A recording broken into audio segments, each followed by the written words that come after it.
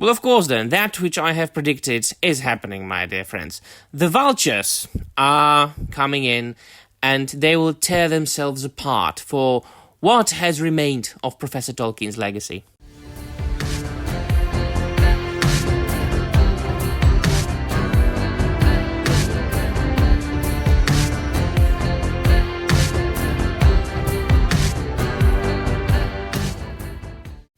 Wes, hi everybody, and welcome to another video. Well then, my dear friends, this is interesting.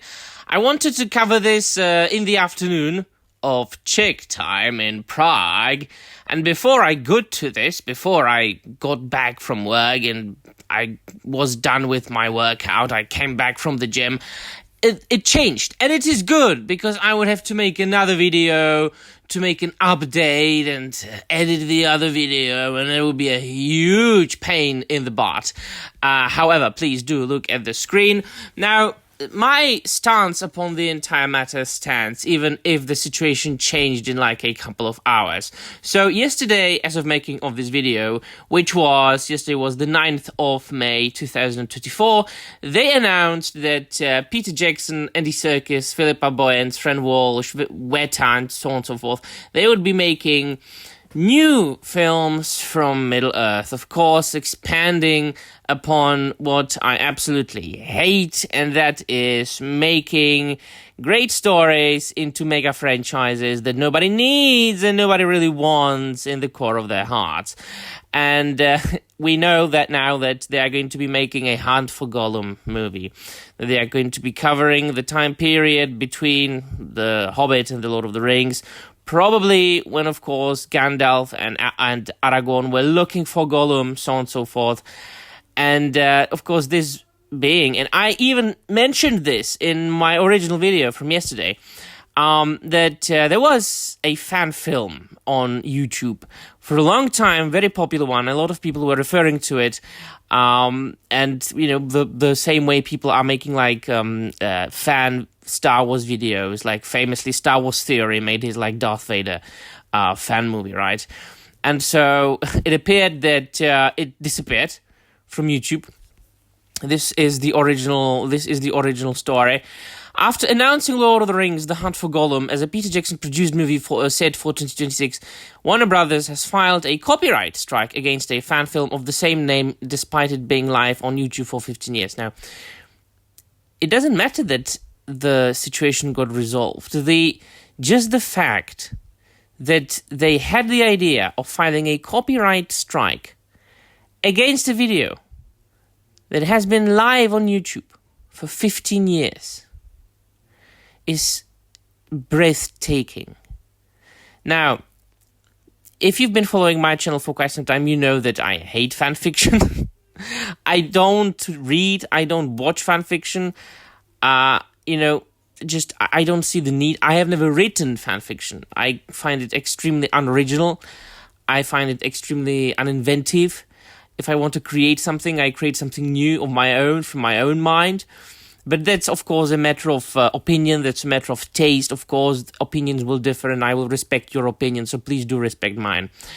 But also, I find that if somebody makes like a fan video, right, and they are not necessarily like producing DVDs or Blu-rays, just leave them alone. I mean, you know, people are making cosplays, people are doing paintings of their favorite characters, people are making parodies of their favorite stories, which, strangely, I do love parodies. I've got nothing against parodies, you know, as opposed to fan fiction. And so just leave them alone, you know. This is supporting creativity in people. This I do understand, and this I do support. There is a huge difference between influence, inspiration, parody, you know, and like either clear rip-off or fan fiction or something that is less creative. The lines there are very thin, and I'm very pedantic and very strange and very autistic and OCD about that. So, you know, I'm crazy. So do understand that. However, even though I say that in most cases I'm not on nobody's side because nobody is on my side, I would in this case, of course, lean towards the side of the creators of the fanfiction story mainly because it was there, it had been there, before Warner Brothers had even the slightest idea and notion of making another movie with Peter Jackson. And so I wanted to make a video about that, and of course then it changed, the situation changed, and this is the current state of the affairs. Lord of the Rings, The Hunt for Gollum fan film back online after Warner Brothers takedown, there and back again. Now, this is not the end. I will provide you with a further take of mine, because I'm sure this doesn't end here. Now, we will be hearing more and more news like this. Update. The Lord of the Rings, The Hunt for Gollum fan film has appeared back online after Warner Brothers issued a copyright strike against the 15-year-old video a day after announcing a film of the same name. Available to watch on YouTube again, The Hunt for Gollum was initially removed because it contained content from Warner Brothers Entertainment, who had blocked it on copyright grounds, but the fan film remained offline for less than 24 hours. How could it have contained I haven't seen it, so did it contain some music or some scenes from the original Peter Jackson Lord of the Rings adaptation? Let me know in the comments down below. I don't know. I've never seen it. I really, as I said, I have no desire to consume any fan fiction. Warner Brothers has yet to issue a statement on the matter, and the video itself contains no reference to the brief takedown. It appears the fan movement today, many articles, have helped get the movie reinstated on YouTube. Adrian Webster, who played Aragorn in the Hunt for Gollum fan film, tells IGN in an email, "It's nice to know there's some love out there for what we made.